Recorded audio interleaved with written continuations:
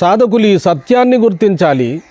ఏ గ్రంథములు చదవాలి, ఏ పురాణములు చదవాలి అనేటి ముందుగా సద్గురువుల ద్వారా తెలుసుకోవాలి. ఎందరో మహాత్ములు మన భారతదేశంలో ఎన్నో గ్రంథాలు రచించారు.